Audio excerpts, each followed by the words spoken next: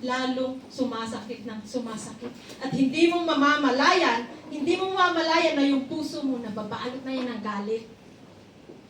Hindi mo ma-appreciate kahit yung maliit na bagay. May kulang. And doon pinaano sa akin ni Lord na umpisa pa lang hindi kita pinabayaan. Na sa bawat minuto, na sa bawat oras ng buhay mo, huwag mong isipin na iniwan kita. Doon ko na-realize na yung pinagdaanan ko pala na yun, yung pinagsimulan ng galit na yun, yung trauma ko na yun, walang-wala pa kumpara sa sugat na tinamo ni Jesus Christ doon sa bundok ng Kalbaryo nung tinubos niya tayo sa kasalanan. Then who am I para hindi magpatawad? Sabi ko nga, mahirap magpatawad. Totoo yun. Tao tayo eh. But because of God's unwavering love, kung gano'n niya tayo kayang patawadin, kung paano ako natutong magpatawad, kaya nyo rin. Niloko ka ng asawa mo, it's okay. Hindi siya okay, pero it's okay pa rin. Bakit? Darating yung time, ipaparealize ni Lord sa kanya kung sino yung taong sinayang mo.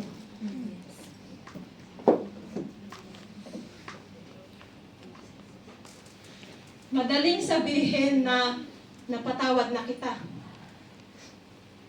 But after na ibigay mo yung forgiveness, kamusta yung puso mo? Sabi ko, Lord, ramdam ko na pinupulfill mo ng pagmamahal mo yung puso ko. But something na may kakaiba. Bakit ganito may time na, alam mo yung, kahawak lang sa'yo, mag-touch. Pero yung magpa-flashback lahat, yun yung pinag-pray ko talaga na makalimutan ko. Sa totoo lang po, naiiyak ako not because dun sa trauma. Naiiyak ako kasi yung proud ko na ganun niya ako isinalba. Na yung sakit na naranasan ko before, ngayon sabi ko, kaya pala Lord nangyari yun. Kaya pala Lord nangyari yun na nangyari man yun, hindi mo pa rin inalaw na matuloy yung masamang balak sa akin kasi gagamitin mo, time will come to testify kung gaano ka kabuti sa aking mga kapatid.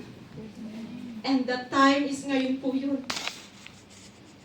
Sabi ko, pero hindi pa rin talaga ako ready sabihin sa asawa ko, tayo-tayo na lang.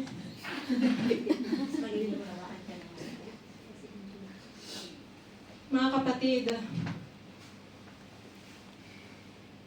kapag nakuha mo o naramdaman mo yung totoong pagmamahal na mula sa Panginoon, kahit gaano kahirap bitawan yung galit na yan, magagawa mo. Kahit gaano kahirap gawin, magiging posible. Kasi ginusto mo. Gawin mo yan, hindi para sa mga taong nanakit sa'yo. Gawin mo yan para sa sarili mo, para maging malaya. Huwag mong hayaan na makulong ka sa bangungot ng kahapon para hindi mo makita yung kagandahan ng buhay sa hinaharap. Huwag natin hayaan na yung mga sakit, yung sugat ng kahapon makaapekto sa atin bilang isang Kristiyano.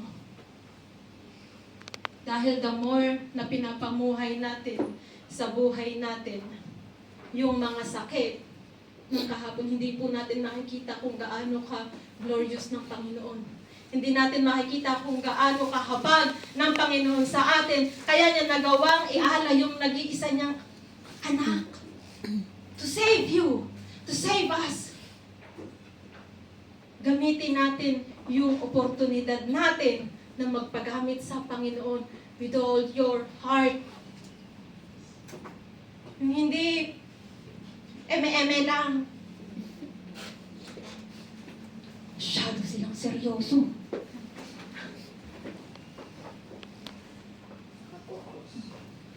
Marahil po is, napunta tayo dito sa Hong Kong to sacrifice para sa family natin. Maraming nag-success. Marami ding nabigo. Umalis ng Pilipinas, buo ang pamilya. Babalik na wasak. And that is sacrifice. Whew. Sacrifice yun, mga kapatid.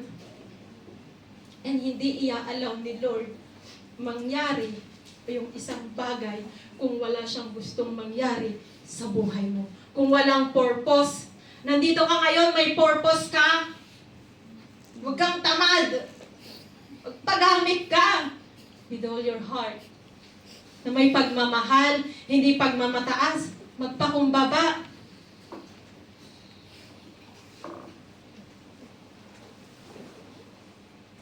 Sabi ko nga, napakahirap magpatawad ng totoo. Pero kapag naramdaman mo yung tunay na pagmamahal mula sa Panginoon, yung tunay na naging sakripisyo niya, yung tunay na pagpapatawad, masakit man, mahirap man, magagawa mo.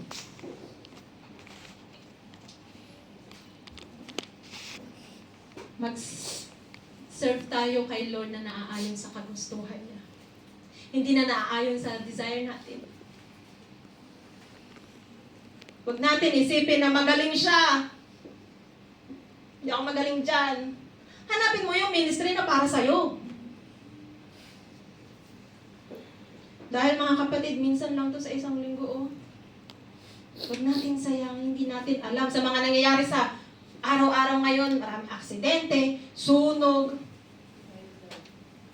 kaipla. Huwag natin sayangin yung pagkakataon, mga kapatid. Ano ba yung totoong diwa ng Pasko? It's all about God, Jesus Christ, His unwavering love sa atin. Yung sakripisyo niya, mga kapatid, hindi mo na kailangan itayin yung December 25 para magbago. Dahil nung panahon ni Kristo, wala namang kalendaryo, mga kapatid. Marahil pinanganak si Jesus Christ ganitong season. Pero walang kalendaryo noon. Huwag nyo na intayin yung December 25 para magbago. Sabi, give love on Christmas Day. Mga kapatid, Kristiyano na tayo. Hanggat ikaw ay may Kristo sa puso mo, araw-araw Pasko. Amen. Araw-araw may chance na magbago. Hintayin yung New Year resolution. Hindi po natin in-honor yung New Year resolution.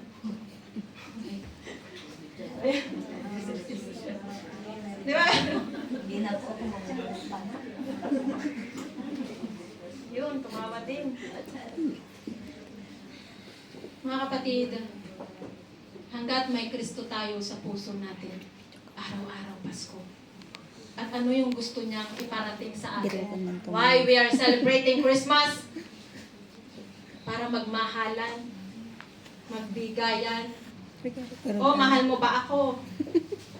Oh, mahal kita. Hindi na kita babayaran sa utang. Hello! Utang is utang!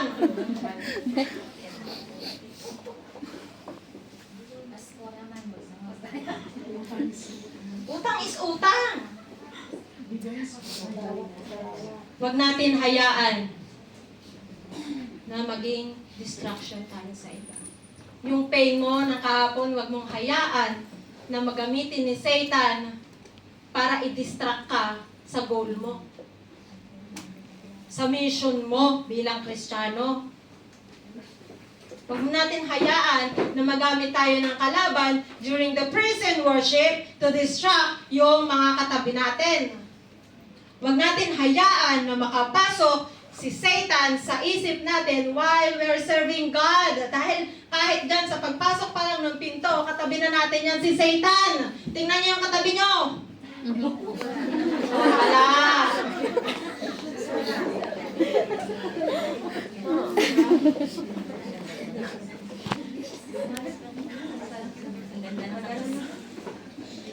Ang gaganda.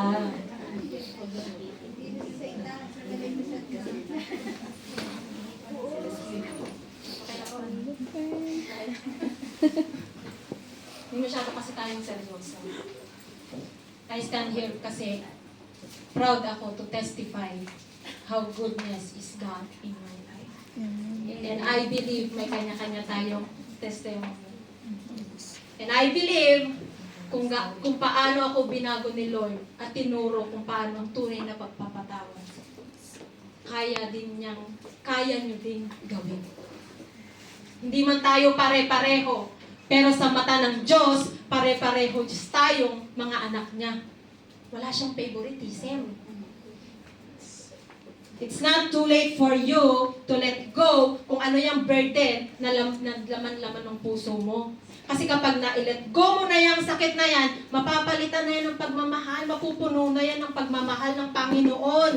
At doon makikita mo na ang sarap magmahal, ang sarap mabuhay, ang sarap magmahal, pero hindi sa mahal ng iba ha. Magkaiba po yun. Ang sarap magmahal bilang magkakapatid. Walang siraan. Walang inggitan. I-fulfill natin yung puso natin ng pagmamahal. Hindi lang po during Christmas time na December 25, araw-araw. Dahil ang tunay na hamon ng buhay bilang isang Kristiyano ay hindi sa loob ng church, kundi paglabas mo ng pintuan. Yun lamang po mga kapatid, nawa ko ay